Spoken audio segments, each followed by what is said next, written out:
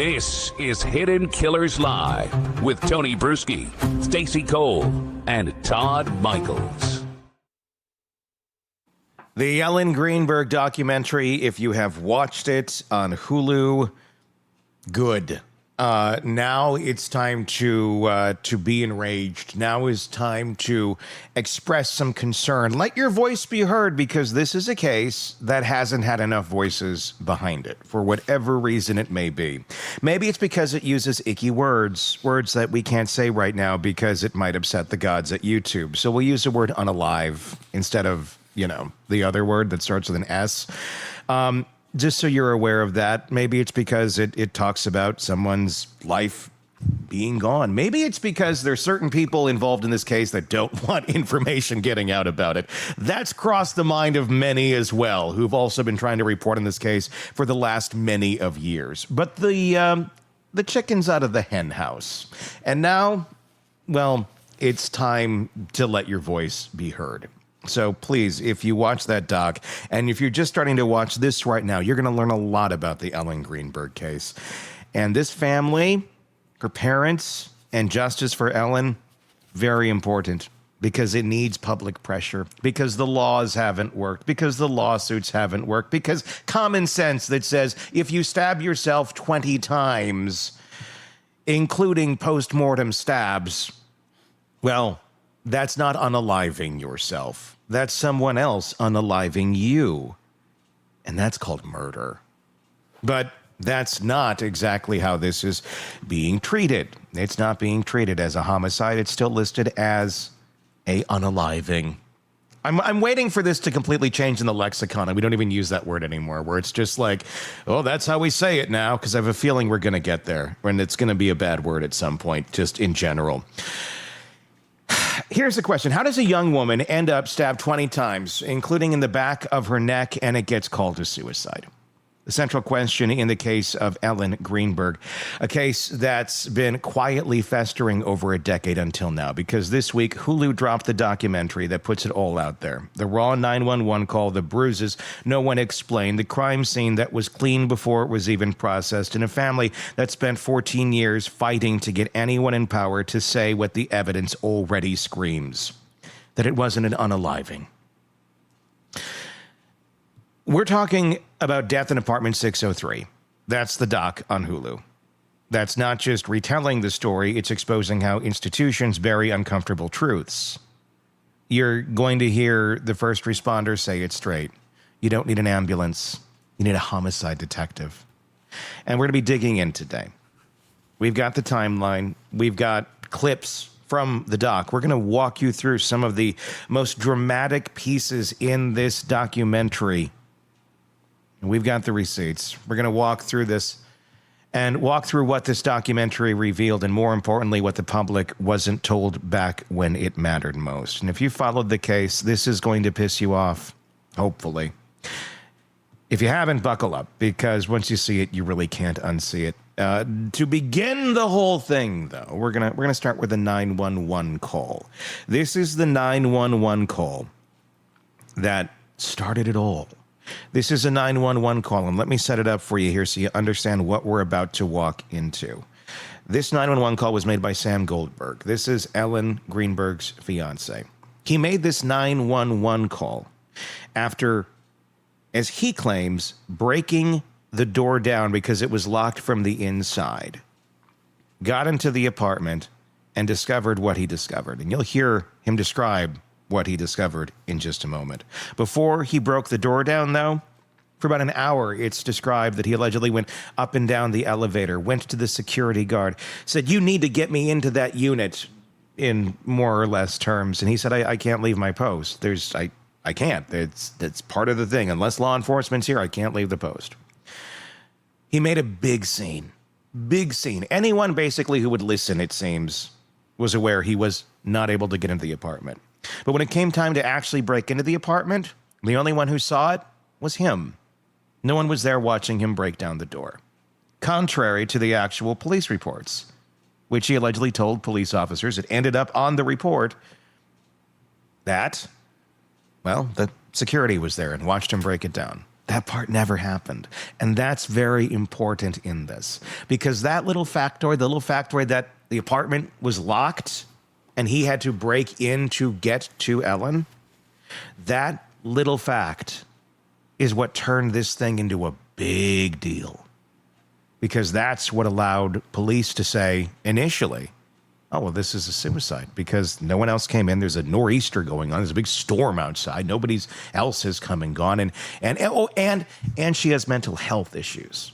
Sam also told the officers that, which also led them to believe and mark that little box suicide, hampering any sort of homicide investigation, hampering any sort of investigators coming out, taking a look at the crime scene, hampering anyone from calling it a crime scene, and allowing a cleanup crew to come in the very next day and clean it up.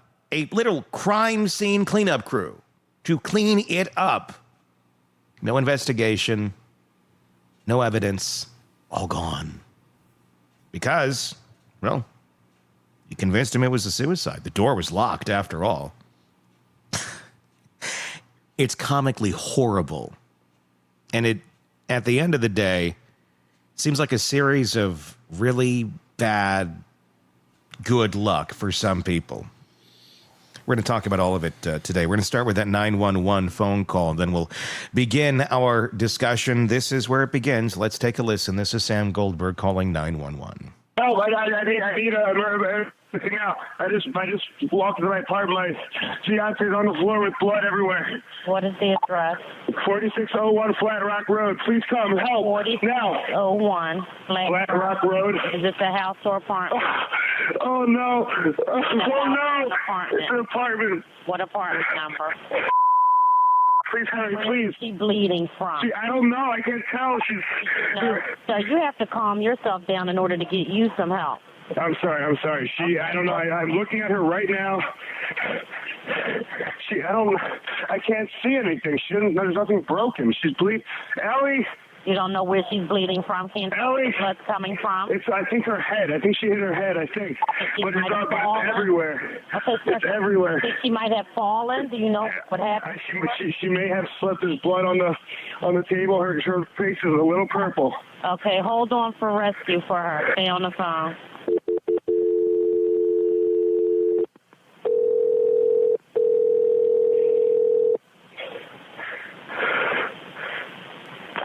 Philadelphia Fire Department 842. What's the address? No, 4601 Flat Rock Road. Please hurry.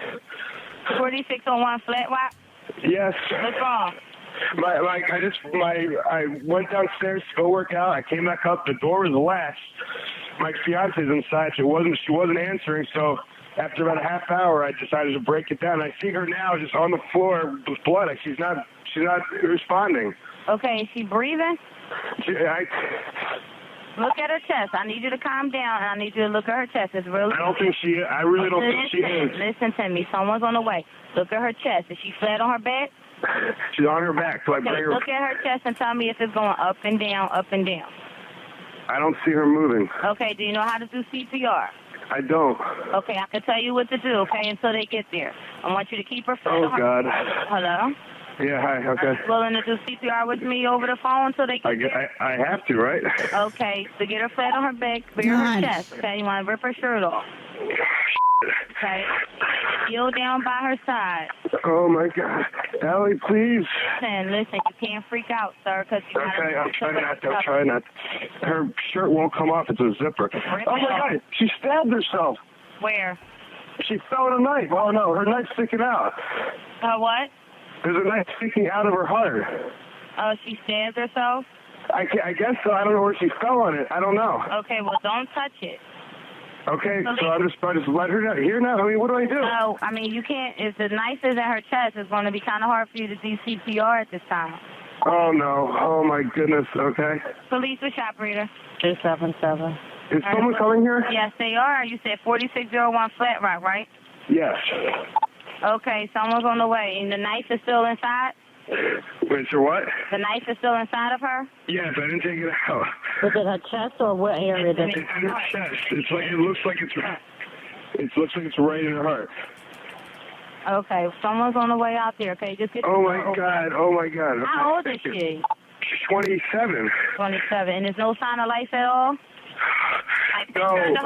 No, please don't be. What? Been turned to her arm and tell me she responds to pain. She's Ellie. She's not. Her arm and her hands are still warm. I don't know what that means, but there's blood everywhere. I mean, I know, but you can't. And the knife is still inside of her. How far? Can you see how far it went in? it looks pretty deep. Okay. It looks like 3 inches. It's a long knife. Don't touch anything. Yeah, don't touch anything. Okay. I'm not touching anything. I can't believe this. No, wait, it was just you there with her? We're the only ones here. And she ran in the door. You said latched it shut? No. I went downstairs to work out, and when I came back up, the door was latched. Like it was, it wasn't like it was, it was like locked from the inside.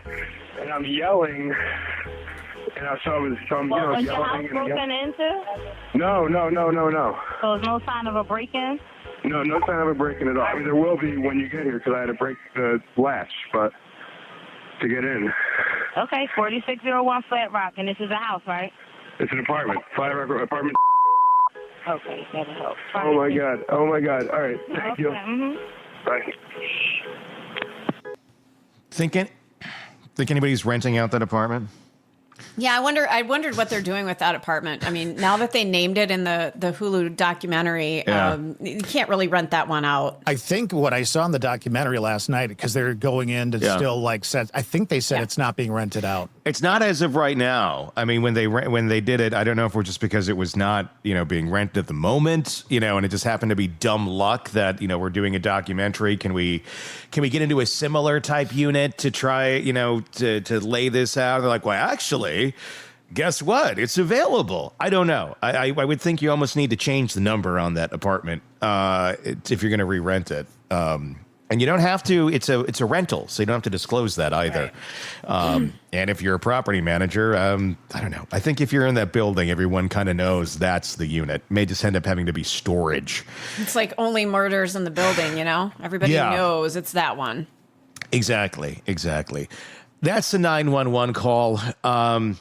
There's so much in that, and we can talk about that in just a moment. We're going to start taking a look at some of the clips. We're going to set up and hear from some of the eyewitnesses from that day that saw all of this happen, or how it led up to that moment. That's in just a few moments. But okay, reactions to the 911 call, and you guys give yours in the comment section wherever you're watching this. Stacey? So, my position on this hasn't changed. I've thought this was absurd from the moment I heard it. I'm going to preface it by saying he has not been charged, innocent until proven guilty, all of those disclaimers. Yep. Now that I've said those. He maintains his innocence, never been charged, and not even been a suspect. Never even, Anyway, so yes. Correct. As a former first responder, and everybody's reaction is different, and I've voiced this before, so forgive me if you've heard this story before, and I'll keep it brief. But when I was an EMT firefighter for about 1.5 years, 2 years, and when we would go on scene and something horrific had happened, family members are frantic. I never heard the 911 calls. We would just get dispatched to the scene, and we'd know what we were coming into from the dispatch and from, the 911 operator. So what we would typically see are frantic family members. They can't communicate with you. I mean, some are a little better than others, but for the most part, they're pretty traumatized, especially something like this. I mainly have experience with cardiac events, strokes, things like that. I never did see a bloody scene. I never saw anything like that. Mm-hmm. And even from a cardiac event, people are frantic. So I can't imagine somebody having this clarity saying, oh, she fell on the knife. Whoa, wait a minute, what? How do you know that? How do you know this detail? Most people would say there's a knife in her chest. They would give you a fact as they see it, not the explanation as to how it got there, unless they watched it happen. If they witnessed an event, you'd want to talk to these people about what did you see? Mm-hmm. And they would give you that detail. Well, they were walking into the kitchen and then they passed out and hit the floor, hit the cupboard with their head.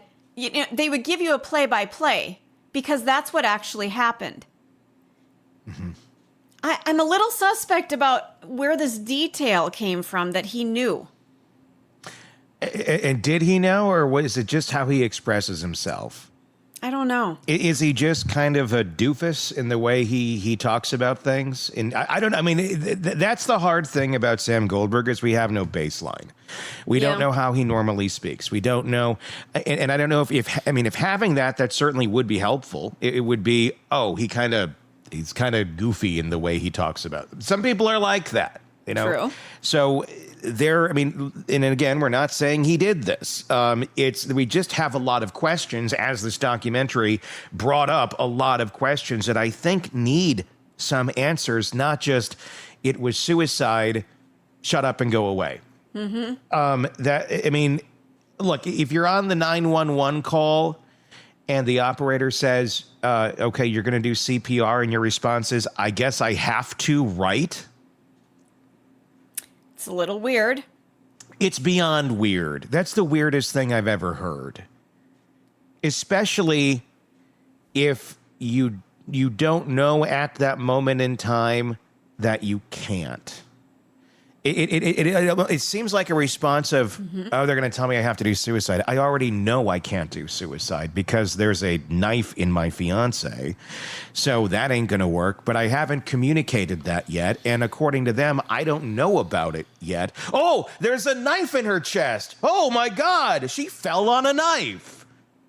Little sus. Little weird. Yeah. Explain it. Explain it. One thing I noticed this time listening to it that I didn't notice last time was there was a change in the operator at some point, right? Early on, there was one operator, and then they switched him over to like another one. I believe so. They transferred the call. Mm-hmm. So his demeanor came across more like you would expect with that first call. Like that first part of the call, he's like, oh, my God.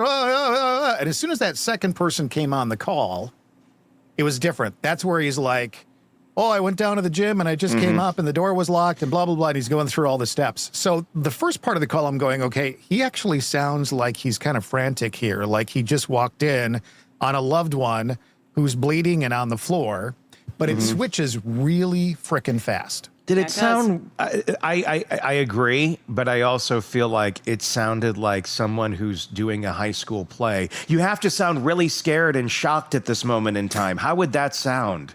Like when you call in sick to work, but you're not sick. So yes. I'm not feeling, Tony, I'm sick now. Work, sick work. I'm sick. I mean, it's just, it's like someone said, okay, you got to go act, go now, scene. What I will say to that, Todd, and I agree, is he's calm when he has to tell his narrative of what he did. Exactly. When it comes to Ellen and it comes to reacting, it's chaos. But when it comes to what happened here, well, it's a total change, and it's like bipolar almost. It's like, but in a more fast way. It's like oh no, that's not what happened at all. Here's what I mean. It's so jarringly different that if you are in that scene and you're legitimately shocked because you're seeing your fiance dead on the ground for the first time. Correct. And Jennifer makes a really good point here. She said, did you notice the silence on the line on his end while the call was being transferred? I would be talking to Ellen, trying to wake her up. It was very quiet, and she's right. Jennifer nailed this. It was so quiet there. Yeah. Like, wouldn't you be like, my God, Ellie, my God, something, do something, wake up, hello. I mean, you wouldn't just be sitting there going, listening to the Walgreens, on hold music. I'm also kind of shocked at the lot. Maybe Sam doesn't swear. Maybe Sam doesn't use explicitives. I don't know. But I'm kind of shocked at the lack of that too. Well, you'd be hearing some F-bombs from me. Oh, yeah. I mean, it's like it's sanitized for YouTube. well, this call might get played back a lot, so I better make it so I don't say any bad words. I was kind of shocked at the level of sanitation that was done on this call in terms of language. But again, we don't have a baseline on Sam, so we don't know how he normally speaks. He may be someone who that's just not part of his vernacular. Gosh darn. She's there's a lot of that. Yeah. So there's a lot of possibilities, but damn, this thing looks bad. This thing looks so suspect and weird and bad. And what makes it worse is there wasn't the investigation. There wasn't the questioning. There's no it's just, he did make a statement to CNN, and I'll find it here in a little bit, a couple years ago. But essentially, it's just mental health problems are real. Please, be aware. I mean, because that's the narrative. The narrative the whole time was the door was locked and she has mental health problems. That's what allowed the police to say, this is a suicide. Okay, everybody can go home now. Oh, you want to hire cleaners the next day or two and come clean up the scene professionally? Go for it. We don't need the scene. It's not a crime scene at all. That's what allowed all of those wheels to go into motion in this. It was several days later where they said homicide. And oh, wait, well, now that it's homicide, you can't go back and do anything with the scene. It's gone. The body's literally being buried the day they decide it's a homicide. And then a few days after that, no, we were wrong. Our bad, it's a suicide. Why the change? What was the change all about? We're going to get into all of that here in just a few moments. We're going to watch the next clip in a second. Again, I got to say, Sam Goldberg, Ellen Greenberg's fiance at the time of her death, has never been charged with any crime in connection to this case, okay? He has consistently maintained that Ellen's death was a suicide. All individuals mentioned in this segment are presumed innocent unless proven otherwise. This is us riffing. This is having a conversation. You can make your own choices and your own decisions on what the hell's going on here. And we're not saying he did it. We're just saying there's a lot of questions that need answering. Okay, let's go watch our first clip from the doc. This is the documentary that's on Hulu right now. Please do check it out. This is kind of setting up what led into that 911 call. This, in combination with going up and down the elevators to the lobby, goes on for about an hour before he finally makes entry into the apartment and makes the 911 call. Ellen was found up against the cabinetry in the corner, slunched down, blood all over her body. On the cabinetry, where clearly her head had slid down the cabinet, and there is a knife sticking out of her chest. At around 6:40 p.m., the police, fire and rescue were there, and detectives are there because this looks like, at least from the call, to be a homicide. So homicide detectives come out as well as police. The next time I go to the door, I could hear Sam talking to the police officer about her medication and that she had some mental health issues.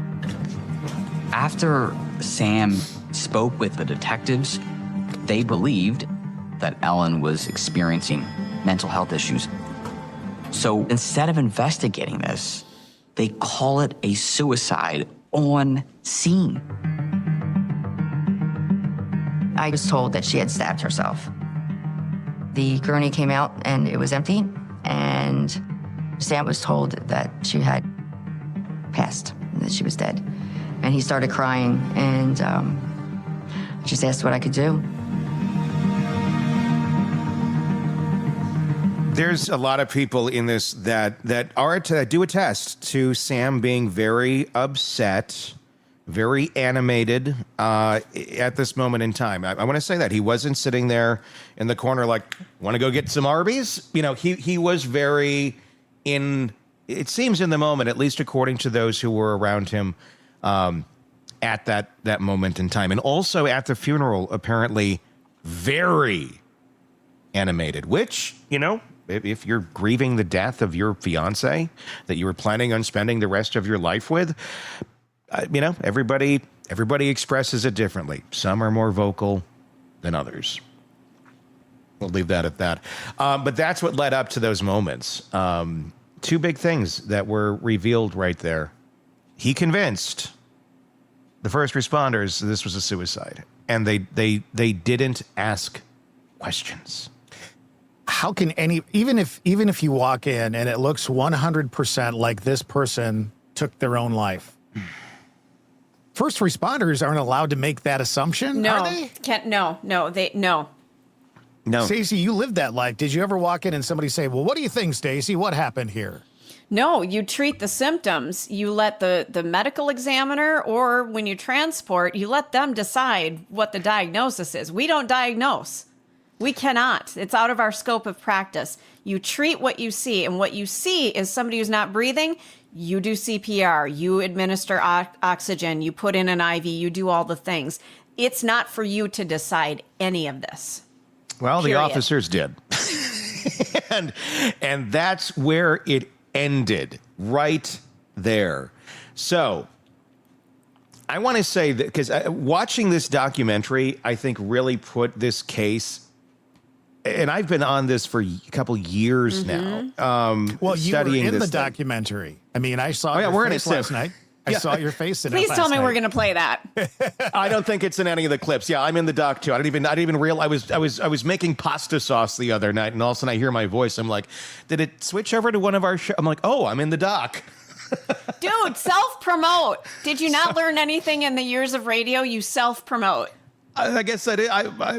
What do you mean? I mean, I'm in the doc. I don't know. I mean, we're talking about it right now, so I think we are self-promoting. All right, whatever. But so I've been talking about this case for damn near 3 years, and I've been shocked at the lack of traction this case gets, just because it has so many ingredients of just outrageousness, of insane behavior, of asking people to suspend belief of reality. But what I was saying is, I feel like this doc really lined out it and it's interesting with storytelling how it can do it. With one person telling the story this way, one telling it that way, same information, you can see it in different perspectives.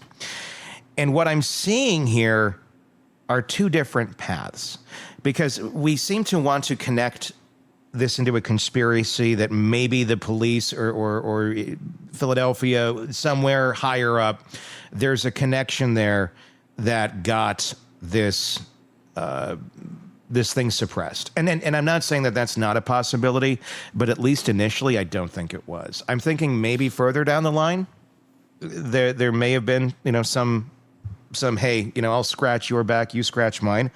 But initially, I don't. Here's my 2 cents on it. And if this happened this way, here's how it's making sense to me. It's a big if. I'm going to guess there was some sort of accident.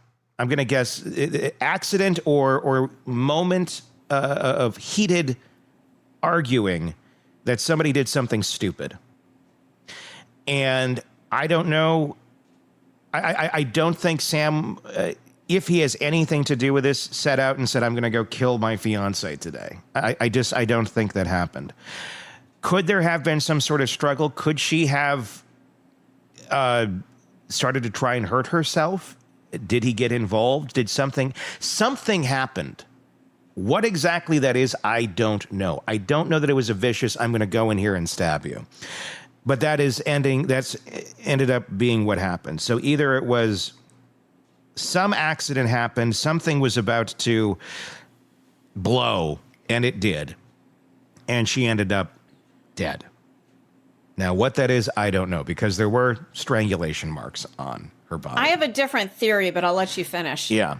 So I'm wondering, did someone strangle her first? Oh, shit. Well, you can't strangle yourself to death. That's not suicide. We don't have a gun. She stabbed herself. And then you set it up to look like this stabbing scene. I don't know. It's bizarre. Something occurred, and he had to do damage control. Again, this is my theory. I have no idea if it's fact. He's innocent until proven guilty. I'm running down this scene. Damage control is what is needed. What am I going to do? Goes to the gym. Comes back. Can't get in the apartment. Again, no one is witness to this door ever being locked out other than him. So we have to take his word that that's what it is. Causes a scene, goes up and down the elevator, lets everybody know, oh my God, like, I can't get in. There's something going on. You're going to get sympathy and empathy. Like, what? Oh, there's a problem going on here. He can't get in. And it's locked from the inside, so he's clearly not the one in there. That's set up. Gets up there. I don't know that he ever broke the door damn open. I could see, I got to make it look like I broke the door open. So you get inside, you latch the door, and you start jerking it till you get some traction on those screws on that lock and it busts it open a little bit. So it looks like there had been somebody that tried to break the door open from the outside. You could create that damage from the inside or the outside. That would not be difficult to do. That's not a hard task to take up. And then, first responders come. Well, we heard the 911 call. Back up just a little bit because he calls his uncle first before he calls 911. Oh, yes. We got to put that in there, too. Calls the uncle, calls all of these people that are going to help him in this process. So, yes, you're right. That's got to be in there, too, which is very weird and sus. That does not fucking happen. No, starts obsessively calling her to make it look of concern, and then gets in. So there's a digital record. There's these people that see him frantic and scared, and gets in, and then manages, out of sheer dumb luck, to convince the authorities to walk away and believe this is a suicide, to which they did. I think that was fucking luck. I'm going to guess if he did this, and again, never been charged, never. And so who the hell knows whoever did this. But if he did do this, that was pure luck that set the rest of this in motion. Because this gets going and it's ruled a suicide, and they start looking into it like, wait a second, this looks more like a homicide. And then they have to reckon with the fact that they did give clearance. Sam Goldberg's family did not go in and just start cleaning this and hoping they didn't get caught.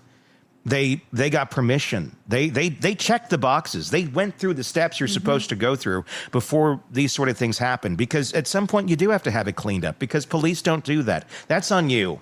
That's on you and your crime scene of your loved one, unfortunately. That's how that works. So my guess is, okay, well, they got permission. You're going to jump at that. The police said, we can clean it. So immediately, crime scene cleanup, literally what it's called, shows up, cleans the place up. And then they also get permission. Can we go get some of Ellen's personal effects for her funeral? Because God knows Sam's uncle needs to go and get Ellen's digital devices for the funeral. Why? Wouldn't that be her family's to get, not Sam's uncle by marriage, who's the high-powered attorney, to go and get her digital devices out of the scene where it appears this woman came back from the dead and murdered herself? That just seems a little odd, too. So what the hell is the story there? Now, this is how, when you look at it that way, you go, okay, so now you have the police that are going to have a mountain of questions to answer of why did you handle this in such a horrible way? So they're going to start backtracking. They're going to start covering their tracks. If he's covering his tracks, he's had 1,000% the best luck in the world of trying to cover up whatever the hell that was. Whether it's a murder, whether it's, was homicide, whether it's first degree, second degree, whatever the hell that was. He's getting away with it if he did it. And then the paths keep going until they start going, oh, this might be a homicide. Then, oh gosh, this is where I think you may have some intermingling of you scratch my back, I'll scratch yours. Right. Because that's where you then get the ruling changed from unaliving back over to homicide. And it goes there for a moment, for a couple days, and then they have the meeting, and nobody can remember the meeting. Nobody knows who said what in the meeting. Nobody knows why they changed the ruling, and that's all in the documentary too. Yeah. And it's all and it goes back to unaliving herself, and then game over. You got away with it. Whoever did it got away with it. That's my personal context on it. Again, just my guess. Everyone's innocent until proven guilty. Sam's never been charged with a crime, and I'm not saying he did it. I'm saying in theory, this is how it appears it may look. There's another story here, and I'm sorry I've been chomping at the bit because I just as a woman I feel this, especially in my world. I think she wanted out. I think she had changed her mind. She hated her job. Wanted out of life or the relationship? The relationship. I think she was questioning her life choices. Yeah. She was depressed. I'm not doubting at all that she was depressed. And those text messages, she fucking hated her job. Which all could have led to this. Correct. I think there was a confrontation because she said she wanted to quit her job. And I bet you money there was a discussion. Again, he's never been charged. This is just my gut talking. But I bet she came home and said, here's what I'm doing. I'm quitting this job. I can't take it anymore. He got pissed somehow. And then everything escalated. And she started talking about how this isn't what she wants for her life. She wants something different. Maybe she threw out something that she wants something different because he's traveling all the time. She struggled with that. Mm-hmm. This wasn't what she wanted for her future. Yeah. And he saw this as, well, there goes my reputation. My beautiful fiance is going to call things off and I'm going to look like a shit. And things start to escalate. The strangulation marks, that we've talked about strangulation. This is, I feel there's something festering under the scene here that got deleted on these devices that we never saw and we will never see. We did see some texts, however, where she would say, I really don't want this job anymore, man. I would really like to go. And he's like, well, you're not a quitter, blah, blah, blah. Yeah, you're not a quitter. So which could be just someone trying to pep somebody up, who's going through some stuff. Maybe, but then also don't forget that there was actual notations of bruising that was in the healing process. Yes. At the autopsy. Yeah. And yes, she was on some medications that could have had something to do with that, but aren't we all? Well, yeah, exactly. And so I have to say, Stacey, I think you and I are on a very similar page because even in those texts, the way he responded, if he were truly a partner who supported her, we'll get through this. Yep. Whatever you got to do, I'm going to be there for you. I love you, babe. Let's talk this through and come up with a plan. But I think you're right. I think there was a way that he wanted to be perceived. He wanted that relationship to be perceived, and this would not work for him. Does not fit the narrative that he desperately wanted. And Marianne in the chat, she has talked about how this appears to be escalating domestic violence. And again, he hasn't been charged. This is our gut feeling, but there's something here that just... I pretty much agree with you. I mean, you guys basically said what I said, but you gave a little more context to the story. Yeah, no doubt. No doubt. I mean, I think it's something I don't think Sam is necessarily a cold-blooded killer. No. I think something happened that escalated and got out of control, and something bad happened, and then there was some desire to try and cover this up or change the narrative because it wasn't going to work out no matter what, even if it was, I say accidental in quotes, because no one's going to look at it as accidental if your fiance's dead. And there was some sort of, that's murder, whether it's first degree, second degree, or whatever. But Tony, the uncle is probably the fixer in the family. We've been focusing on the Adelson family. Yes. The uncle is the one who always swoops in. And I came from a family where there was an attorney. And anytime anybody got into any sort of trouble, guess who they called? They called the attorney. So-and-so got arrested. So-and-so got a speeding ticket. Yeah. Whatever. So you call the fixer.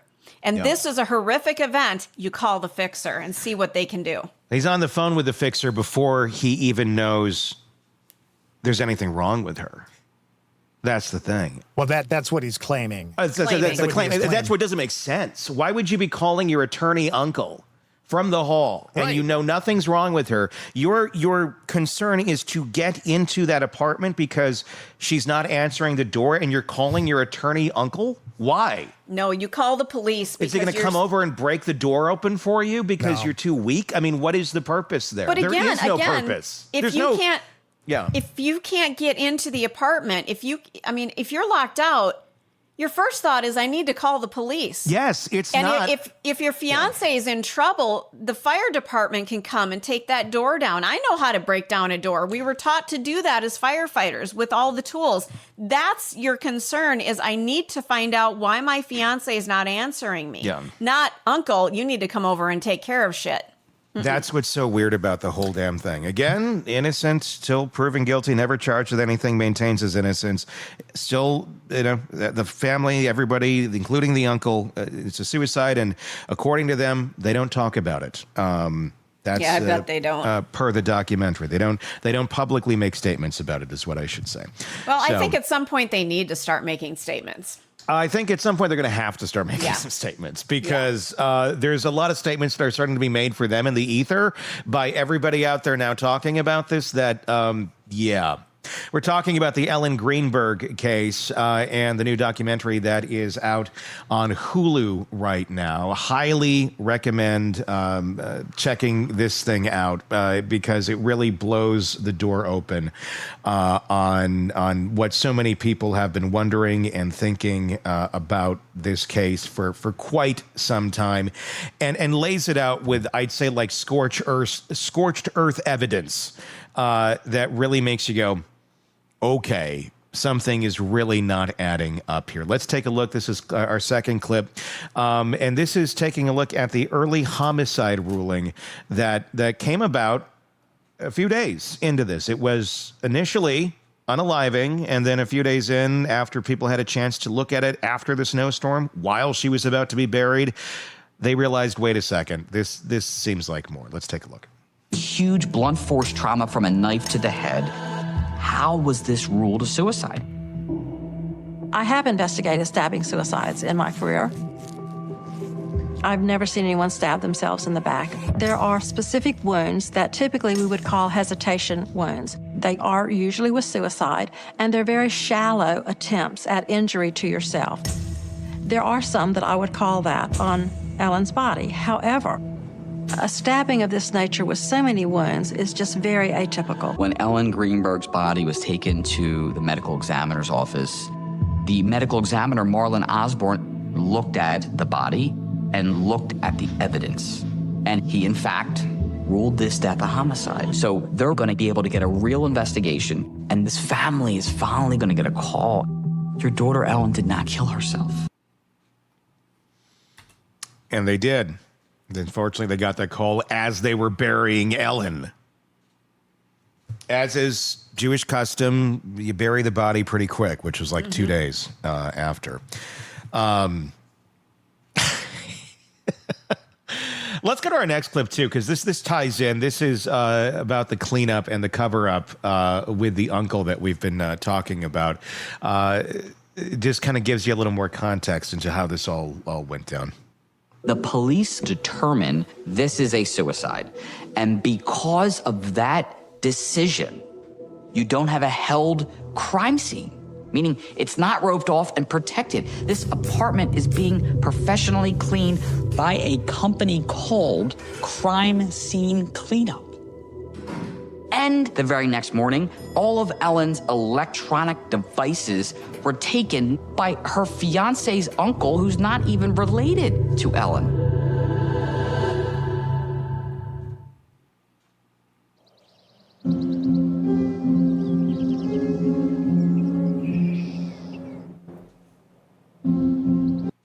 Yeah. Yeah, I think you're right, Tony. Like, we can talk about the uncle. We can talk about all that. If something happened here that hasn't been laid out properly by law enforcement and all that, they got lucky that the first responders did what they did, because without that piece, the other stuff could never have happened. If Sam has anything to do with this, and if he conjured up at the gym or wherever he went that moment, okay, this is because it's like a panicked response, but he got away with it. If he did this, he was able to. That if you were in that situation, like because he was very quick to point out, I had to break the door down, and brings this up in the 911 call multiple times. First things he brings up. Then it's also brought up with the first responders, with the police, and there's mental health problems. And, well, then this must be what it is. That also, I think, speaks to the miseducation or lack of education for those first responders, whoever was making that decision to say this is a suicide, of understanding human behavior in general. I mean, and why the hell would you just take the word of this guy? I want to know that answer. I want to know who the hell just said, okay, because he said it, this is what we're going with. We didn't see that in the doc. Whoever did that, whoever signed off on that, I'm sure not too keen to have that decision known, because it might be one that they're kicking themselves over, going, how could I have been so stupid? Excuse me. Well, the department and the city and the state should be all over that. What the hell happened here? Well, the department and the city and the state don't want to have any blood on their hands, for lack of a better term. I was just going to say, yeah. Unfortunately, it's starting to look like maybe. That's all I'll say. Are they covering up for someone, or are they covering for themselves? And whoever did this is just riding the coattails of that, of pure dumb luck, because nobody has ever gotten very deep on this like this documentary did, and enrage the public enough to start getting some pressure behind it. Because in so many cases, as we've seen, things will sit and nothing will happen just because they're ordered by a court to say, you got to go re-examine this. Doesn't mean they're going to do it. They still haven't done it. They have to go to court again in mid-October. The 14th is the next hearing, to go, come on, guys, you've already been ordered by the grown-ups to do this, so you better get on it. And we'll see what happens. But, being ordered to do something and following through apparently are two different things. It's not exactly obligated. You can just keep telling them and spending money and getting court orders that never actually take place. So it's maddening. The question, though, is why? Why will we not look into this? Or why will they not look into it the way that is needed? And at the end of the day, can we get to an answer in this case also?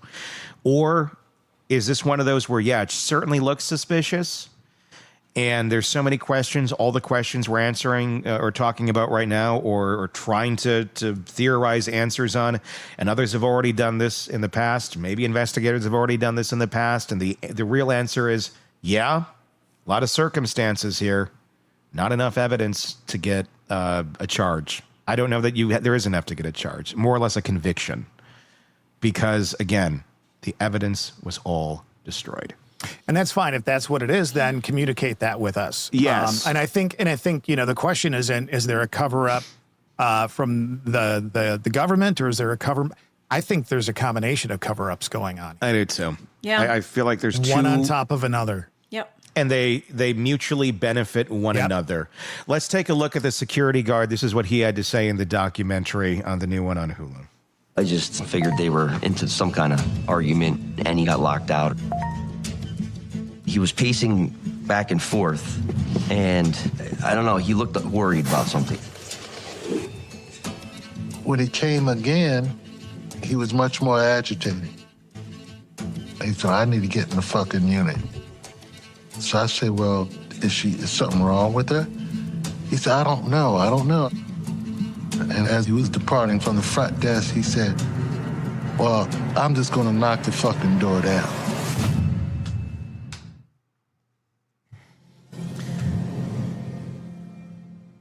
That's for the police to do. No, I don't think so. I disagree. If you can't get into your apartment and you don't know what's going on with your fiance, she could be in danger, I'm going to knock that fucking door down too. I probably would too, Stacey. Okay. Yeah, there's no waiting for the police in a situation like that. I'd call my friend Stacey with the 8 or 9 knives laying around her apartment and see if she can come over and do some damage on it. But listen, if my loved one was in there, that door is coming down. Yeah, you're making a good point. But the point that where I'm coming from is that an apartment door is very different than other doors. They have the latches, all of like the deadbolt. There's only one deadbolt on this thing. We know what it is. It looks like a hotel door. Right, exactly. To me, that seems like it would be difficult to break down, like a metal door. It doesn't look like any sort of special door, quite honestly. It looks like it's not a metal door necessarily. It looks like your average. I think I've had more apartment doors that are a hell of a lot weaker than my home doors.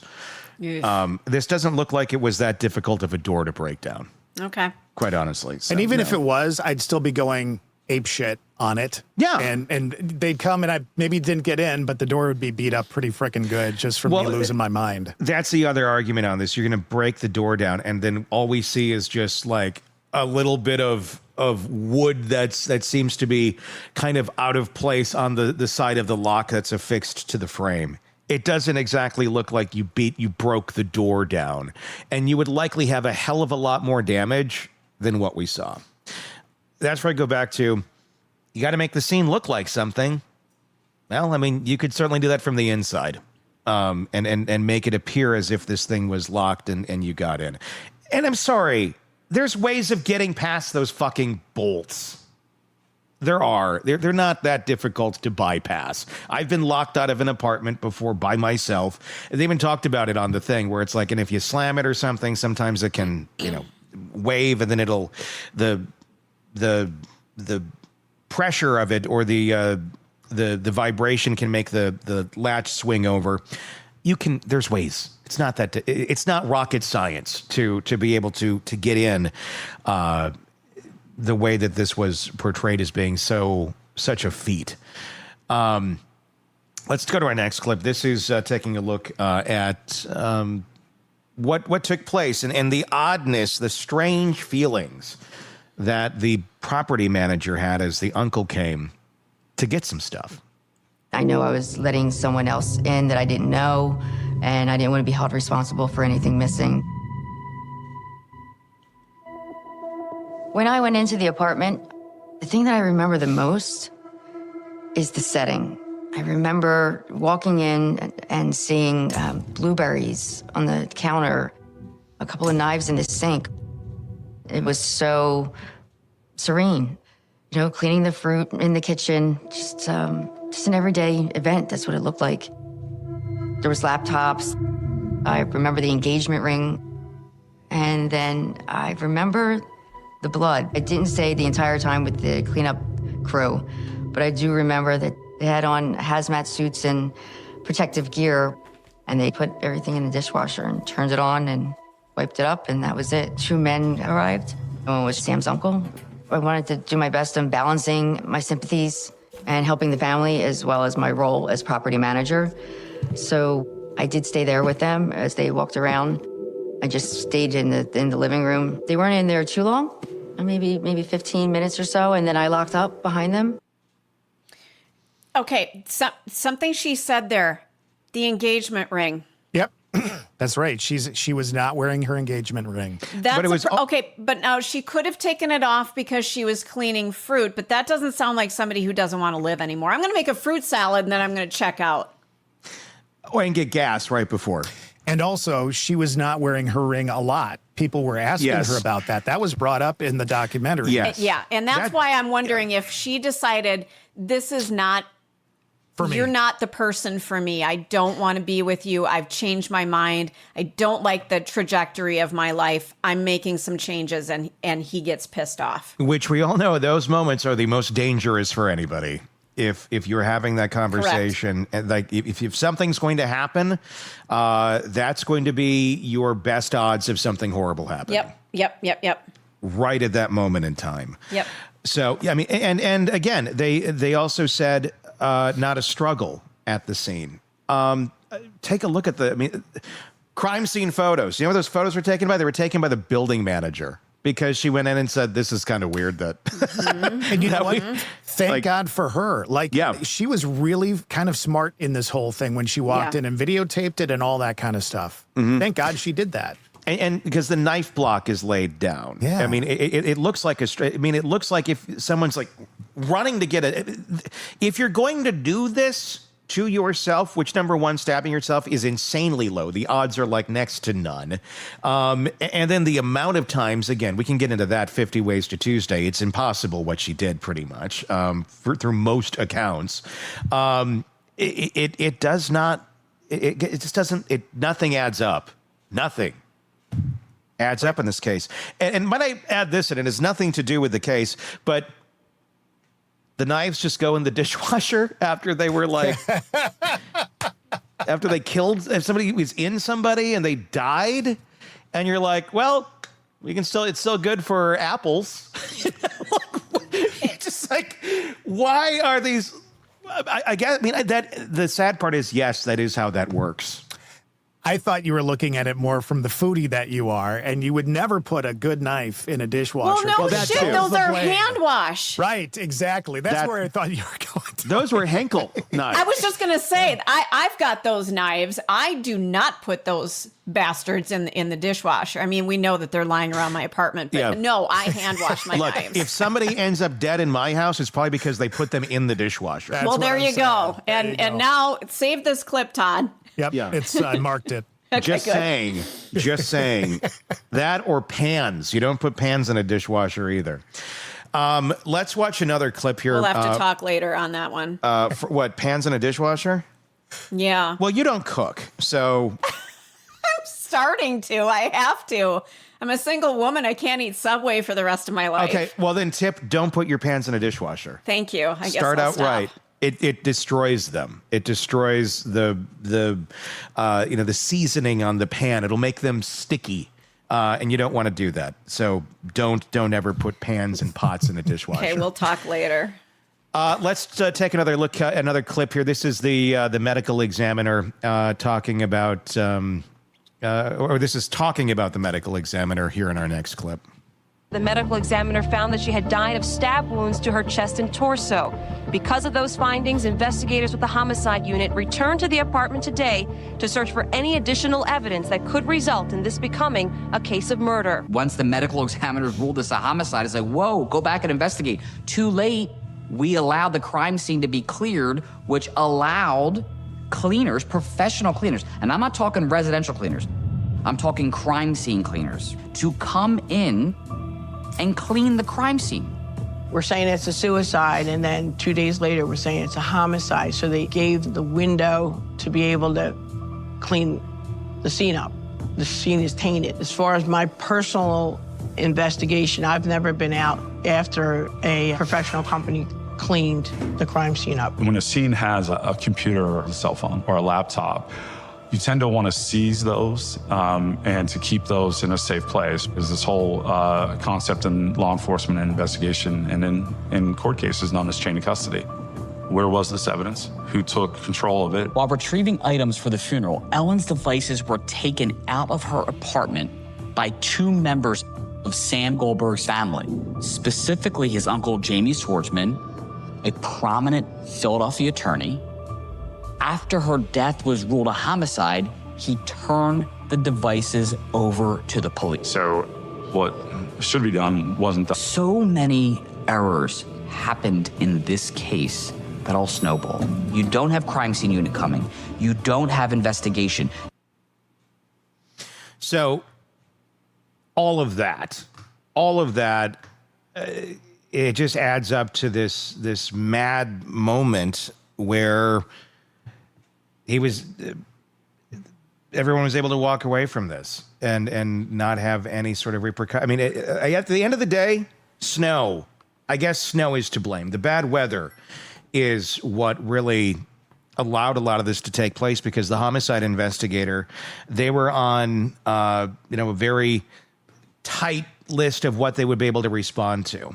And at that moment in time during that nor'easter, this wasn't one of them. It would have had to have been an active homicide investigation for them to be called out, but they weren't. So I do wonder how much that played into it as well. Was this a really just dumb move by somebody of, well, it's snowy, we don't want to overextend ourselves for real emergencies. For whatever reason, this didn't register as someone as a real emergency because the person's already dead. I wonder how much that played into the decision of saying this is a suicide and let's not bother the homicide investigator and call her out in the middle of this blizzard. There's just so many failures here. I don't know what to say. How many many facets of this case needed to fail to get to where we are? Mm-hmm. A lot. Yeah, and it's just this cascade of events, this, for lack of a better term, it snowballed.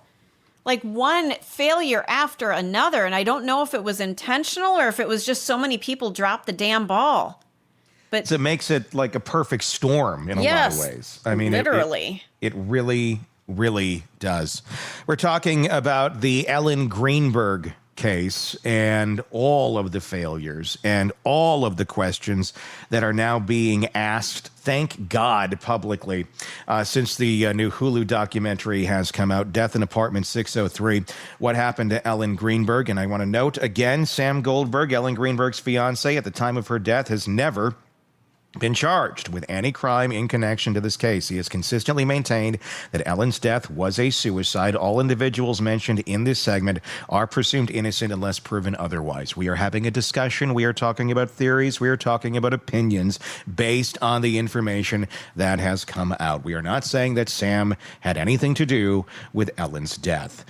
Theoretically, we're talking about all the what-ifs and asking the questions of why. Why was this handled the way it was? Joining us now, psychotherapist and author Shavaun Scott. Shavaun, this is a case that I know we've been talking about for years on and off. I know the documentary, obviously, that's out now. Give me your reactions to what you have absorbed thus far now that this new one is out and we're kind of seeing it from a slightly different perspective. I have tried to keep a really open mind and look at all sides here. And where I end up, it kept coming into my mind if Stephen King and Agatha Christie decided to collaborate on a story, we'd all go, whoa, that's quite a story there. And we want to know what the solution is. But yeah, everything I've been listening to you guys a bit, everything you say, I agree. It just doesn't make any sense. The most common, looked into the data, which I already kind of knew, but I wanted to look up and be sure. Common suicide methods among women. Number one, overdose. By far, the majority are overdose. After that, it's firearms. Then, much less often for females, is hanging. And then you get into this infinitesimal small number that will jump off a building, and then finally the smallest number are they'll drown themselves or they may cut or they'll crash a vehicle. But nowhere can I find in the literature multiple stab wounds, and particularly to strange parts of the body that would be difficult to do. It just doesn't happen. So that's, that leaves us with what else, where else could it go? And of course, you're going to look at the fiance really closely and how to get the door open and how would you have locked it, all of those things. But this is why we're still talking about this case all these years later, because it's so weird. You would naturally look at the fiance, no matter who it is, no matter what the circumstances are. But they didn't, because they simply took him at his word.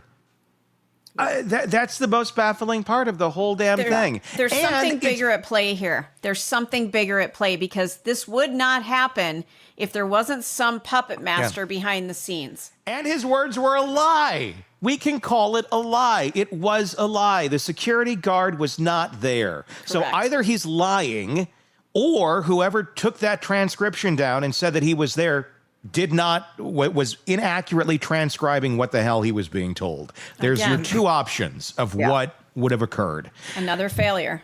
Another failure. I have a question. Maybe you guys have an answer. Maybe you don't. I thought I remembered that there was not anything in the police report about the concierge coming up, but it was in the medical examiner's report. I think there was some place where that was true. I don't know why. And I don't think anyone knows the answer to that question. I do not know why it's there and why it's not in other places. There's so many questions as to what the hell is going on. I want to continue with some clips here that we're watching, because we're starting to get into kind of the psychology of what the hell's going on. One would wonder, after something like this happens, And let's say it was a suicide. Let's say that the story is right. She was a zombie, came back, killed herself. After you come upon this and your fiance is dead, you got her family, you're somewhat close with them. How one would act after that, I guess probably depends on how your relationship is with them. But here's how it went down. This is some interviews that took place in the doc. Sam would check in with me periodically, and I don't know what possessed me, but we would have a very cordial conversation, and I would always say, Sam, we know this was not a suicide. And then there was an awkward silence. After Ellen passed away, Sam and I met for coffee a couple of times just to get together and talk about things, and I wanted to see where he was and how things were going. And we always text each other on her birthday and the anniversary of her death, those type of things. He didn't seem so concerned with how Ellen died. He never questioned anything if it was a homicide. He was pretty confident, that's all, it was a suicide. He always kept it that Ellen killed herself and it was mental health, and that's how he portrayed it all the time. He did ask me at one point, do you think I killed Ellen? And I was like, well, I don't think she killed herself. That's all I'll say. Oh boy. It's an odd question to ask, but I would imagine you might be feeling the pressure of that considering the circumstances. What's your reaction to that, Shavaun? I would love to have an interview with him and really try to go in depth into their relationship. Why wasn't she wearing her engagement ring? Because even they said at school that she wasn't wearing the engagement ring. Mm-hmm. She told her dad she wanted to move home, or at least come home and stay. Yeah. So if he was so quick to go to suicide, why? Give me some details. Give me some reasons. And I'm not hearing that from here. Does that mean that there weren't reasons, that there wasn't a lot going on? There were a few hints about her difficulties in her first year teaching, and I can talk more about that. It's a hard job. Yeah. And so really there's just missing pieces. Why did he go there? Because you would think if there was any question at all in his mind, he would be the one leading the charge. We are going to find out what happened here. Who did this? I'm going to play devil's advocate for a second here. If you don't know who did this, and they're telling you, and well, you've told them it was, he didn't flat out say she killed herself. He flat out said she was on medication, she had some depression issues, and that he broke the door down. That's what he said. And then they came to the conclusion, well, it's a suicide. It must be because you didn't do it. Nobody came in and did it, so that's what it has to be. If you're getting that answer, and you know damn well the next person that they're going to start looking at is you. And even if you had nothing to do with this, let's say he has nothing to do with this, but the authorities are basically giving you a card that says, well, we're going to say it's a suicide. We think it's a suicide. I don't know. I mean, are you going to stir the pot more and get people looking at you more if you had nothing to do with it? Because there's a lot of people that go to prison for life or get death for murders they don't commit, because he fits pretty much into the hole any prosecutor would want of possibly being the person who did this. If you're looking for a suspect, if you're looking for alibis that don't add up, about lying at the scene, about weird, suspicious behavior, it looks pretty like a strong case you'd have against Sam Goldberg. But if there's telling you, no, we don't think it's you at all, do you keep stirring the pot? Or do you be like, okay, cool. Like, I'd like to find somebody. I'd like to find out who actually did this to my fiance, but I also don't want to destroy the rest of my life either, because it looks really suspicious, even though I didn't do anything. Yeah, I guess it's a toss-up. It could go either way. And when I'm trying to analyze these things, I always start with, I try to put myself in that situation and imagine, or I imagine what would my husband do. And I just think I would be driven by the need to know who did it. Sure. I mean, I would be hiring the private investigators if the police weren't on it. I would want to know, am I in danger? You know, did somebody get in this apartment that was after me? Yeah. I mean, there's just so many unknowns. I would think that would override that self-preservation tendency. You know, I would be driven to know, and I think my husband would be driven to know who's the killer out here. You would think so. I mean, I think for most of us, we would do that. But again, everybody's a little bit different. Yeah. But yeah, I mean, I know that's what I would do. But again, that's the whole thing with cases like this. Like, yeah, it doesn't really matter what I would do. Yeah. It matters, you know, what they would do and how they were handling this. But you make a good point. If I mean, this certainly, it looks like a murder, and you didn't do it. Why? Why would someone be out to kill your fiance? Or was she the target? Or were you the target? Right. I mean, I'd be wondering all of these things because, I don't know, she's a first grade teacher. Is there a reason? I mean, there was no essay in this case. What's the reason for somebody breaking in and killing the first grade teacher? There doesn't seem to be a lot. She didn't seem to have any, you know, there just wasn't there. I mean, I don't know anything about Sam other than, you know, he works in television and worked with, you know, various productions. You know, is some golfer upset that they didn't get the right shot on NBC Sports one day? And they're like, yeah, you missed my birdie. Gonna kill your fiance. I mean, come on, that's insane too.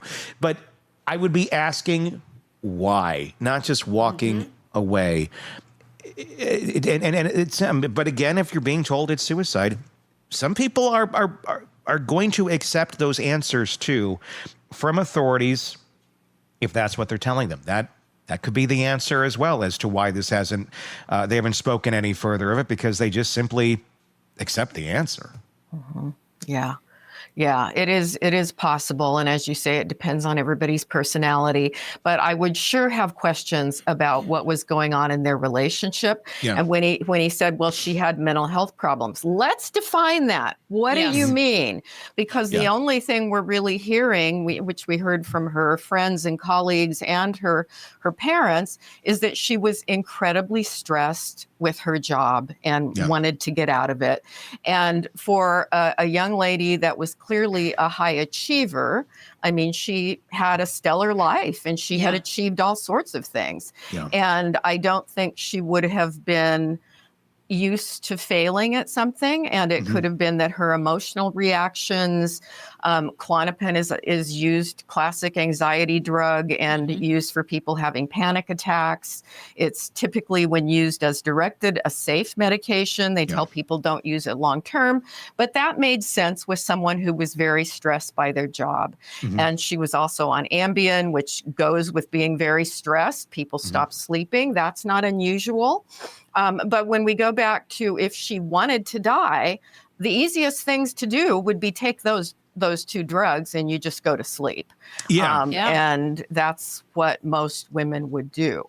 So why didn't other people know if she was so desperate that I'm going to go into the stabbing frenzy on myself? You know, it doesn't add up. But yes, was she under stress, the job stress? She had the 3 visits with a psychiatrist.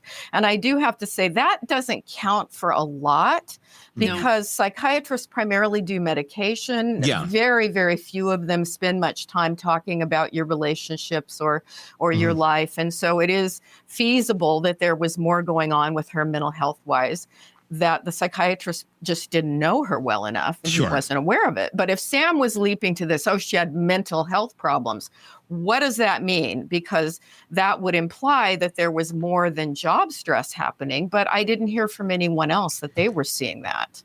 I guess why would anyone jump to this was suicide?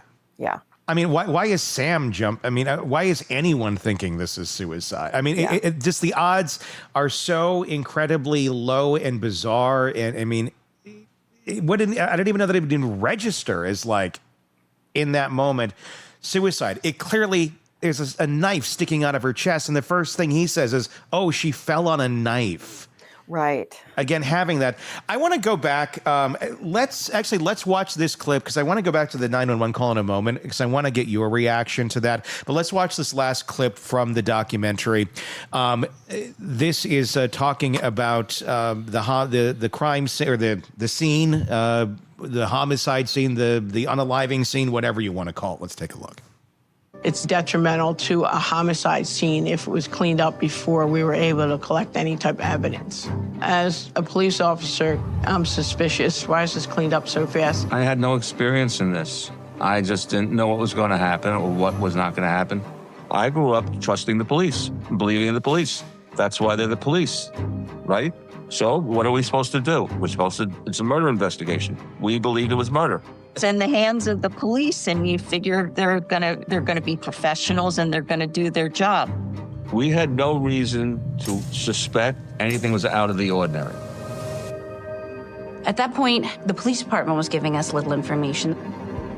The medical examiner's office wasn't going to give us an interview either. So at this point, really reporters are stymied in their quest for answers. And then on March 10th, 2011, the medical examiner's office publicly declares Ellen's death a suicide. After suicide, we heard nothing. It was done. They were like, we're done, case closed. I was so devastated and so distraught. It was like the night of her murder.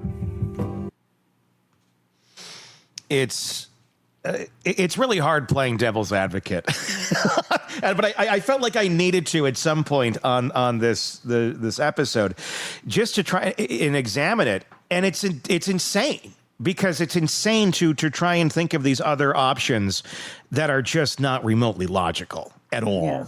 Yeah. And I think it's good to play devil's advocate. I mean, I think we always should in these cases and try to look at, weird things happen and people can react in weird ways and cops do make mistakes. And, Sure. But it's just one thing layered on top of another. And yes, it all adds up to something is really off. Something, I mean, and when you're looking at all the puzzle pieces put together, if you just look at one over here, one over there, yeah, you can kind of make a call this way or that way, but that's not being accurate. That's not being decisive or critically thinking about this case. One of the strongest pieces here, and we're going to go back to it because I really want to get your reaction, and I think... Todd, have the pause button ready because I want to kind of break this down kind of piece by piece, is that 911 call. We had a chance to listen to it in an earlier segment, but I want to go through it with you because it is, to me, one of the most damning, disturbing, weird chunks of psychological theater that I've ever heard. Mm-hmm. Let's just start it from the beginning. Again, this is Sam calling 911. Claiming that he had just broken into the apartment and 10 feet away, Ellen's laying there on the ground, knife sticking out of her chest, but that seems to elude him until further into the call. So let's start it. Oh, I need everything out. I just walked into my apartment. My fiance's on the floor with blood everywhere. What is the address? 4601 Flat Rock Road. Please come help 4601 Flat Rock Road. Is this a house or apartment? Oh no! Oh no! It's an apartment. What apartment number? Please, Harry, please. Where is she bleeding from? I don't know. I can't tell. So you have to calm yourself down in order to get you some help. I'm sorry. I don't know. I'm looking at her right now. I can't see anything. There's nothing broken. She's bleeding.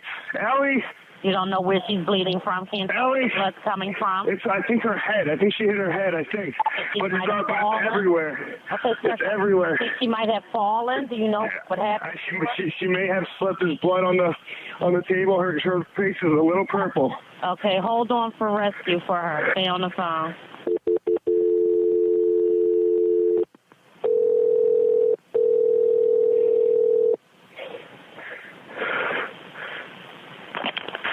Fire Department 842. What's the address? No. 4601 Flat Rock Road. Please hurry. 4601 Flat Rock? Yes. What's wrong? I went downstairs to go work out. I came back up. The door was latched. My fiance's inside. She wasn't answering. So after about a half hour, I decided to break it down. I see her now just on the floor with blood. She's not. Yeah. What happened? Wouldn't the answer be my fiance is on the floor with a knife sticking out of her chest? Not. Correct. I went to go work out and the door was locked. Yeah.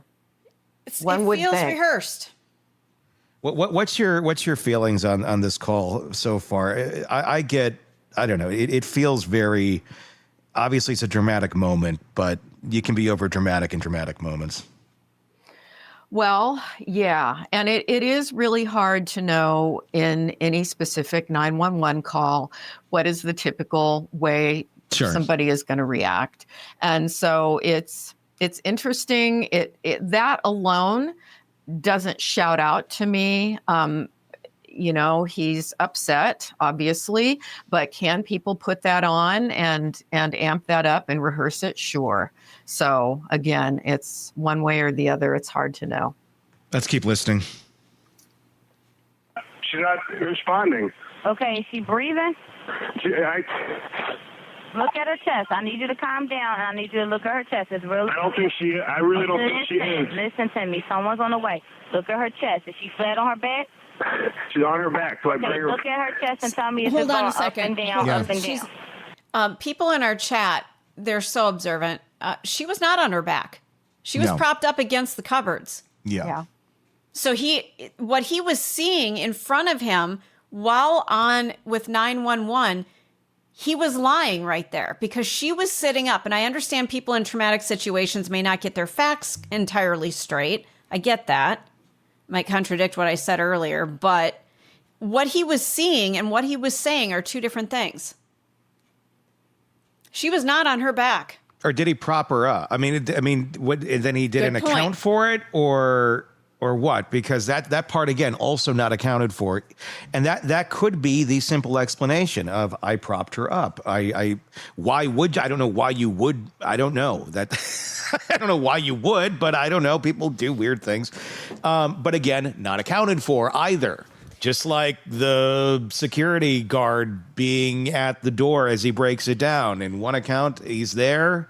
In others, there's no word of it whatsoever. Yeah. So it is possible, though, as you mentioned in the midst of that, Stacey, it is possible when people are really agitated, they get facts wrong and they misspeak and they're not thinking clearly. They may not even be perceiving clearly. And it sure seems like he would have noticed that knife coming out sooner, but he may have been fixated on all the blood all over and just not been paying attention. I've made a few 911 calls in my day, and I'd be interested to hear them back now. And did I get it right, or did I miss something, or did I misspeak? It's hard to know. Yeah, I mean, that's we're dealing with human beings here, and it's easy to Monday morning quarterback it and go, well, he misspoke or said this. So, and you can have grace to some of that, but again, what makes the case so troubling is that no questions were ever asked about any of these inconsistencies. There's more to the call. Let's keep listening. I don't see her moving. Okay, do you know how to do CPR? I don't. Okay, I can tell you what to do, okay, until they get there. I want you to keep her flat. Oh, God. Hello? Yeah, hi, okay. Are you willing to do CPR with me over the phone until they get there? I have to, right? Okay, so get her flat on her back, bare her chest, okay? You want to rip her shirt off. Okay? Kneel down by her side. Oh, my God. Ellie, please. Listen, you can't freak out, sir, because you okay, I'm trying not. Her shirt won't come off. It's a zipper. Oh, my God. She stabbed herself. Where? She fell with a knife. Oh, no, her knife's sticking out. Her what? There's a knife sticking out of her heart. Oh, she stabbed herself? I guess so. I don't know where she fell on it. I don't know. Okay, well, don't touch All right, let's pause. Okay. Yeah. I guess I got to walk back what I said earlier, where he said that he didn't say anything about her stabbing. He flat out said she stabbed herself. So he's flat out saying she killed herself. He does say it flat out. He has the narrative. It's not just she fell on the knife. He does flat out say she stabbed herself. So he's saying he killed herself. He said that she fell on the knife and then stabbed herself. Which is it? Or both, or yeah, I mean, because I think maybe Multiple he times. realizes falling on the knife seems kind of ridiculous. And, she stabbed herself. So he does set that up. He does set it up as a suicide. It wasn't said to him that, it must be a suicide. He's playing the narrative in the 911 call. So I apologize earlier. I said he didn't say it was a suicide because he didn't say it directly. He indirectly says it, that she had stabbed herself. It's not like he's mining for gold here, or he's sifting through big piles of rocks and dirt and oh my God, there's a knife here. He's literally right there. Okay, Ellie. Okay, oh my gosh, and there's like a good 10 seconds where he appears to be getting ready to do CPR, or he's thinking about it. At least that's what you would assume is going on, because that's where the call is heading. And then suddenly he realizes, she has a zipper shirt on, and that the knife is protruding like directly out of her chest, right next to the zipper. She's a tiny woman, and he's right there. There should be no call for like shock that there's a knife here, or that she has a zipper shirt on. Those are observations one could make just glancing into the room and seeing her lying there. She wasn't covered in blankets. She wasn't like in some weird in the dark. It's all right there. And why the hell is it taking this long for him to suddenly realize, and then I have to, right? Seems like he already knew he wasn't going to be able to do CPR because there's a knife protruding from her chest. Why wasn't that the first thing being said? Why is this sudden observation and this light bulb moment so far into this call? That's what I ask. I don't know. Yeah. Shavaun, what's the answer, damn it? I think we're all so stunned by this. I don't know what else there is to say. Why haven't charges or at least an investigation been started? This is the most absurd freaking story that we have ever covered. Ever. Mm-hmm. Agree. It just, there's just so much that doesn't add up. Let's finish the call out. So I'm just let her here now. I mean, what do I do? No, I mean, you can't. If the knife is at her chest, it's going to be kind of hard for you to do CPR at this time. Oh, no. Oh, my goodness. Okay. Police with operator. 277. Is someone coming here? Yes, they are. You said 4601 Flat Rock, right? Yes. Okay, someone's on the way. And the knife is still inside? Wait, so what? The knife is still inside of her? Yes, I didn't take it out. Was it her chest or what area? It's in her chest. It looks like it's right in her heart. Okay, someone's on the way out there. Okay, just get. Oh my God! Oh my God! Okay. How old is she? She's 27. 27, and there's no sign of life at all. No, please don't be. What? Been turned to her arm and tell me if she responds to pain. Ellie. She's not. Her arm and her hands are still warm. I don't know what that means, but there's blood everywhere. I mean. I know, but you can't. And the knife is still inside of her. How far? Can you see how far it went in? It looks pretty deep. Okay. It looks it's a long knife. Don't touch anything. Yeah, don't touch anything. Okay. I'm not touching anything. I can't believe this though. No, wait. It was just you there with her? We're the only ones here. And she ran in the door. You said latched it shut. No. I went downstairs to work out, and when I came back up, the door was latched. Like it was, it wasn't like it was, it was like locked from the inside. And I'm yelling, so I'm was yelling. your house broken into? No. So there's no sign of a break-in? No sign of a break-in at all. I mean, there will be when you get here because I had to break the latch, but to get in. He's so calm right now. 4601 Flat Rock, and this is a house, right? It's an apartment. Flat Rock apartment. Okay, that'll help. Oh my God. All right. Thank you. Mm-hmm. Bye. He's so calm. Thank you. Goodbye. Thank you. Have a great day. Is this take this scene out of the equation for a moment? Is this someone trying to control a narrative? Could be. Yeah. Could be. Mm-hmm. I mean, it feels a lot like that, and it could be for no nefarious reasons either. We just don't know the answer to that question. I mean, it could be, I want you to have the facts. I want you to know what's going on. It's also, I don't think it's also crazy if you did walk in on something like this and you had nothing to do with it, to also want your alibi to be known pretty quick. If it is a legit alibi and you're going to, if you're thinking that far in advance, I think, some people may, some people might not, you would want to have your words out there of saying where you were, what you were doing, to avoid any sort of questioning, or not because you don't want it, but to establish fact early on. I mean, what are your thoughts on that? It's not unreasonable to think that his mind went there. And again, everybody is going to handle that in a different way, along with having episodic moments where he sounds calmer and then he gets agitated again. It can be a real fluctuation in how people are talking and presenting themselves, and they may be, basically incoherent and then get coherent again and go back and forth. It's really hard to make a call on it. I thought you were going to say something, Stacey. You're just taking a breath. I'm exasperated. I don't know what else and I don't mean, I'm not sounding frustrated at what we're doing, but I'm just, how did we get here? Yeah. I hope the public pressure, after seeing this documentary, I hope there's enough pressure that something has to be done. I don't know what they can do at this point. The evidence isn't there anymore. It's been literally scrubbed. What can they do at this point? So what can be done at this point? I guess change it to murder to let the parents finally get some closure. But then if it does get changed to murder, her cause of death, that means that there's a murderer out there. That hasn't been charged. And you might get to undetermined. And then that may open an investigation, or it may not.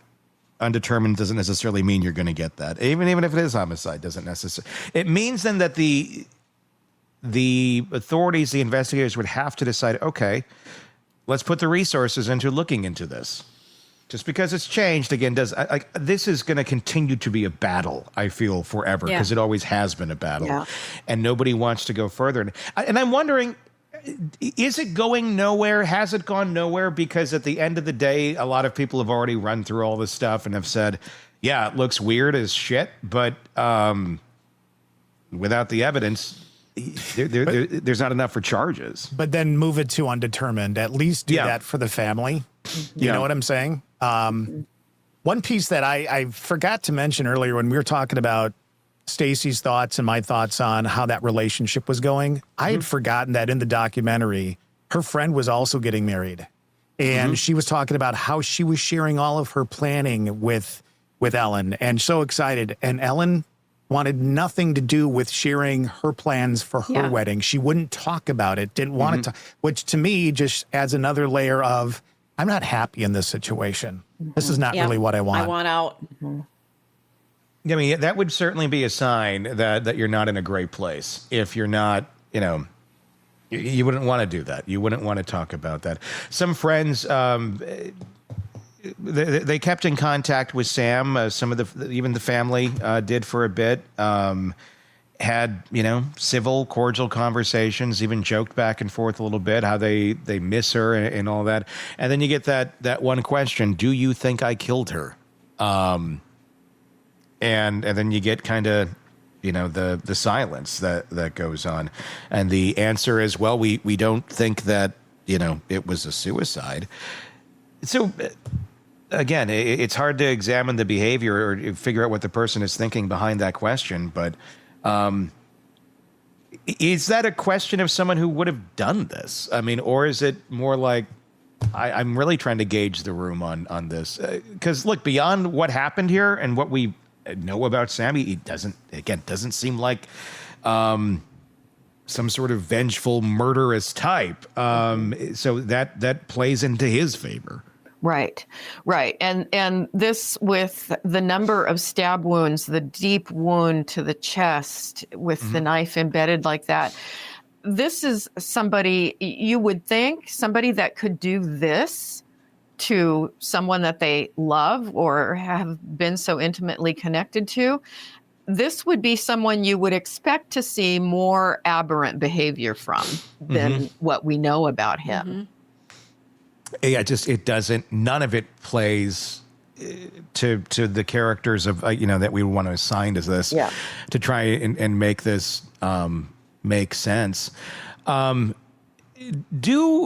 your experience, let me ask you this, how often do you think that there are suicide rulings that are put out there when they shouldn't be because of a lack of understanding of mental health? When someone just simply says, well, they had mental health problems. How quick is that where you get the medical examiner or you get the investigators to sign off on suicide just because those words are spoken without a whole lot of investigation into what that actually means?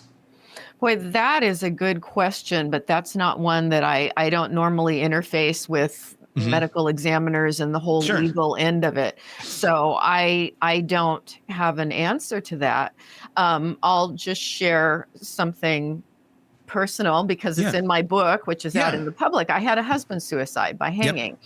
And I knew that I would be looked at, and I was. And so when I made the 911 call and the house was swarming with police and a detective and the whole team, and they went over every room in the house, and I knew I was sequestered in my bedroom for about 4 or 5 hours with a circle of cops surrounding me, watching everything I was doing, listening to every phone call I made. And I accepted that because I knew, well, they're going to want to make sure that I knew it was a suicide, but they wanted to make, did I do something? Did I, obviously I couldn't lift the guy's body up and do this. But it's just something that in a normal circumstance, you roll with. They are going to look at everything and they are going to look at the spouse or partner. And so how many times do they not look closely? I don't know. But I think most of the time they do look pretty closely and go into mental health history. And I have worked in community mental health, and when there was a murder, or sometimes there were murders by some of our clients, and certainly there were suicides, and it did get looked at very closely. So, and with something like this, you want to get to the answer. You want to figure out what the heck's going on. When you were in that situation, Shavaun, was it going through your mind of, okay, they're watching me now I'm just curious, like, what sort of state were you in that moment? Because you just walked into that horrific scene, and now the worst possible thing is going to run through your mind of, well, I have to, they're going to look at me naturally, but I know it wasn't me, obviously. But did you feel like you had to convince them it wasn't you? Or did you just feel like just being me is going to be enough, and then they can glean what they're going to glean off of it, which is the truth? It's a really good question, because it never popped into my mind that they would find anything to actually look at me. I knew that this is just standard procedure, that they are going to watch the partner. They are going to question the partner very closely. They are going to look around the house. And I was rolling with that. I was crying and obviously hysterical, and I had to make phone calls to friends and my kids and break the news. And so very distraught. And that went on for, several weeks. But as far as worrying about them looking at me, I never worried. It's like I just rolled with it. I said, of course they're going to, but they're not going to find anything. Obviously he wasn't murdered, and obviously I didn't have anything to do with it. So somebody is bringing up the term covert narcissist in in the chat, and in no way can we diagnose Sam, or are we diagnosing him? I want to speak more just in general terms about that sort of behavior, where some would be, on the surface, everything looks lovely, everything looks great, but on the back end, things are not. There seems to be, there's controlling behavior that goes on. Let's speak to that a little bit in situations like this. I'm not necessarily speaking of this one specifically, but how that would be demonstrated in a situation where there's something that happens between the couple, but on the surface everything looks great. I mean, including to one of the partners, maybe. That's an interesting question. And if we're talking about narcissistic personality types, they're not known for horrendous acts of violence and murder. That's more getting into psychopathy or person with sadistic tendencies. And usually you would see more of a history of violence in some way. Is it possible, again, that there could be a hidden covert personality disorder of some kind? Sure, that's possible. But you would generally hear, and again, how closely was this looked at? You would hear from other people that the guy had some anger problems that came up when he was challenged or rejected, fired from jobs, that he would explode. And so it isn't clear in this situation that this guy had a personality disorder that would fit for committing this kind of, because this really seems like a rage killing, to stab someone in the heart like that. I mean, this is beyond a typical domestic abuse case where somebody may push or shove or even punch. That kind of thing would be more common. And then that gets into the fact that she had bruising. Yeah. And that's a hard one because, if you work around little kids all the time as an elementary school teacher and you're playing sports or anything like that, you can be bruised. And, True. So it's, and one would like to think that she had, if there was really extreme domestic violence going on that would lead up to something like this, she had friends. One would think that this would leak out somehow, that she would have disclosed something to people. And she apparently talked quite a bit about being unhappy at work, wanting to quit. This was not kind of, like this teaching thing's not what she, thought it was going to be cracked up to be, basically. Yeah. And yeah, I never thought of that with the bruising. That's very true. My girlfriend is a teacher, and I get, texts all the time. It's like, well, this kid hit me today. Oh, and, yeah. I mean, the stuff that they put up with is really, and it's elementary. Yes. It's kind of crazy. I've seen some bruises, from that. I mean, it can look like, somebody's hitting her. Yeah. Because someone did, a child. So, I'd be curious as to the location of the bruising. Right. And all of that. That would certainly tell a story. But again, it's one of those things where on the surface, it doesn't always necessarily mean what we think it does. And that's why it's important to look at all the angles of that. Her friends were talking about how she had been withdrawn, very, not seeming to be herself. We're talking about the wedding planning and that she didn't really seem very anxious to do that or really want to do much of that or share much of it with anybody, because apparently probably just a lot of it wasn't actually taking place. At that moment in time. Certainly not, you're not in a great place if this is where things are at that moment in time. But again, I'm trying to go back to any sort of evidence, any sort of piece of the puzzle that helps us understand where Ellen was at or where she was going at that moment in time. Not being able to open up to her friends about what was going on, because apparently, according to them, we've heard nothing about the bruising other than from the examination of her body. People do, especially if this was kind of a sudden shift, and it sounds like it was in the last month or so of her life. How often are people opening up right away if abuse like that comes up in a relationship? A little bit later in, not necessarily right away, but it starts happening. Maybe you're kind of taken aback. Maybe it's something you've never really experienced. Are people very quick to start talking about this with others, or sometimes does it? I'm going to keep this under wraps. Hopefully, it gets better. Yeah, they're going to hide it. Yeah. Often they hide it and they blame themselves for it. Yeah. And it could have been that just speculating, when she began having a lot of stress, I'm going to say stress symptoms rather than mental illness or something like that, because I don't think there's no evidence that she had any kind of major mental illness. It sounds like a lady who was really stressed by her job. Did the stress cause some deterioration in the relationship because he couldn't handle her when she was stressed? Mm-hmm. And that was another, just looking at all possibilities here. Yeah. That her stress could have been a factor in a shift in the relationship. Not that she caused it, but that he really couldn't handle the change. Yeah. How often is it that people, though, will, when asked, what's wrong? What's going on? And if the problem is really something over here, that the answer is, it's work. Yeah. Stress. Especially with a relationship issue, Tony. I think that's a really big thing. She was a very happy, joyful spirit. Everybody described her as just, just a joy. You'd feel this enchantment when she walked into the room. And now she kind of had this dark aura about her. Something shifted, something changed. What was it? Was it just the job?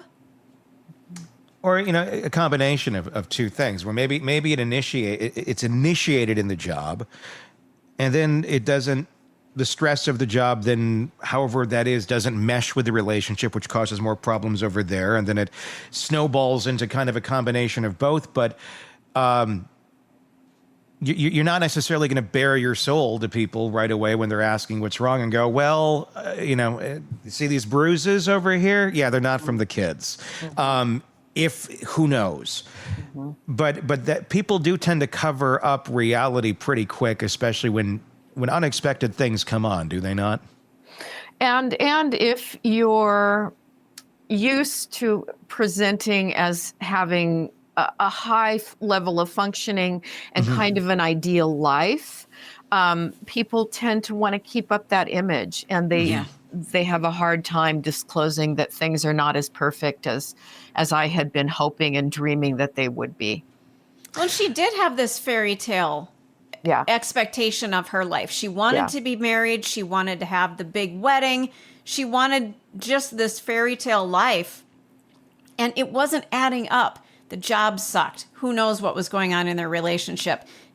She was living her life as though it were Instagram, when really it was just like, I don't know, it wasn't adding up. It wasn't what she wanted. And I think there is probably a little bit of shame, like, I made this big stink that I was going to have this amazing future, and it's just not turning out this way. Yeah, exactly. It feels like we do that a lot. Like, a lot of young people have those expectations at that moment in time. And I don't know if it's good, bad, whatever it may be, but it's then we all get older and we all go through life and we look at the 20-somethings and go, you just wait. No shit. You just wait. Life will come for you. But when it comes back to the to all of that, to the work thing, to life, her parents. If your problem is work, why would you want to be moving back home? Right. That was in my mind when I was thinking about the increasing tension at work caused tension in the relationship. Yeah. And I just want to go back where I feel comforted and safe, and mom and dad are my resource. Yeah. Our chat people are being profound again. I love it. They're so insightful. Is it possible that Sam was having an affair and she found out and confronted him? I mean, anything's possible. Anything's possible. Anything's possible. But, could something have shifted in the relationship? Because he spent a lot of time away. I got to say, if you've got a traveling partner, they must be cheating. No, it's not. No, I'm not saying that, but boy. Stacey is letting her life bleed into the show a little bit. Sorry. But I digress. Yeah. But seriously, if you've got a traveling partner, there needs to be a level of trust there. And I feel like in her text messages, I was identifying with her a little bit. Like, I'm seeing the anxiety. I'm recognizing it from experience, people. But the anxiety doesn't always mean it's happening, though, either. Correct. That is correct. But I just wonder if there was this trigger moment that it Which wasn't. could be frustrating as shit for him, too. Not to say if you're being accused of cheating and you're not. True. That can create a ton of friction as well. I've been there. Where it's good. We've got both sides right here. It can go both ways. Where just because someone thinks it's happening doesn't mean it's happening. You're right. And people can come up with all sorts of horrible things they tell themselves and end up believing them. And that could just snowball into a shit show. And then, yes, you can get very ingrained going because, yes, it does happen. It did happen to you. But it doesn't happen in every situation where someone is feeling that way. Feeling doesn't equal reality. So if we're trying to think of, could there have been tensions in the relationship because of this, because one's thinking this way and one's not really doing that? Yes, there could be a lot. And that's kind of where I get back to, as I said at the very beginning of the show, something blew up here that was unexpected. Mm-hmm. How it happened, why it happened, we don't know the answer to that. But something obviously did. And whether that was Ellen by herself performing the zombie suicide or the zombie unaliving, I don't know, but it would be quite an insanely rare case if she actually did unalive herself. Yep. At the end of the day, I think that's it's just not physically possible. Unless she was a contortionist, which they never came out and said that she did. Yeah, that's in the follow-up. Well, I mean, even a contortionist, I'm not sure that they could get those stab wounds exactly that way.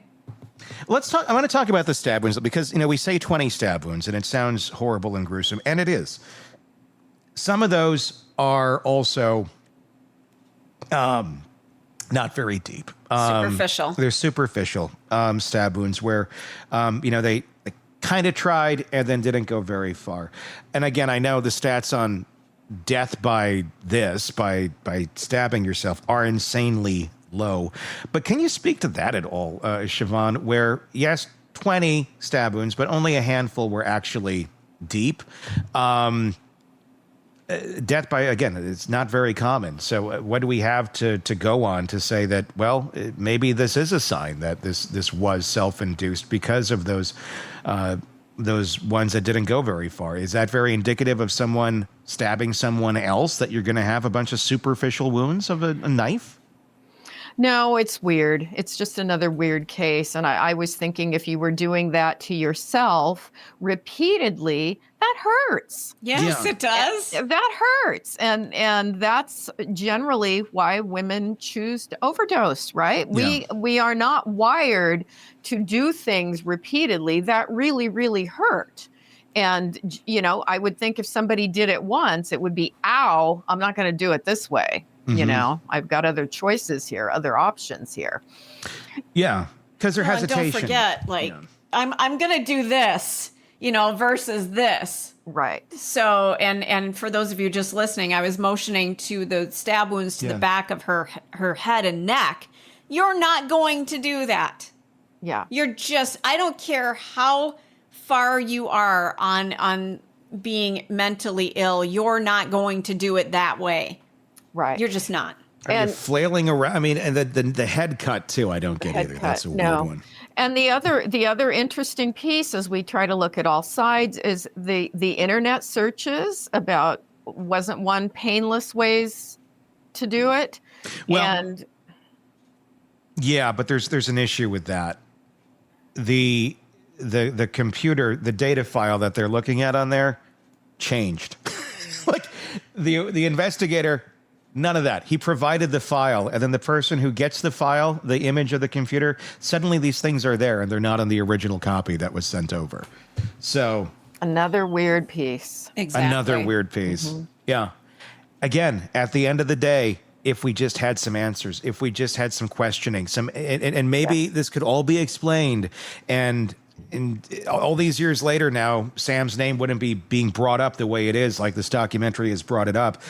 But I feel like some of these questions have to be answered. They do. and explained away. Otherwise, nothing makes sense in this case. And if at the end of the day they can be answered and it shows that, Sam has nothing to do with this, great. I hope he does have nothing to do with this. I hope this is the craziest case and something really remotely, nearly impossible took place here.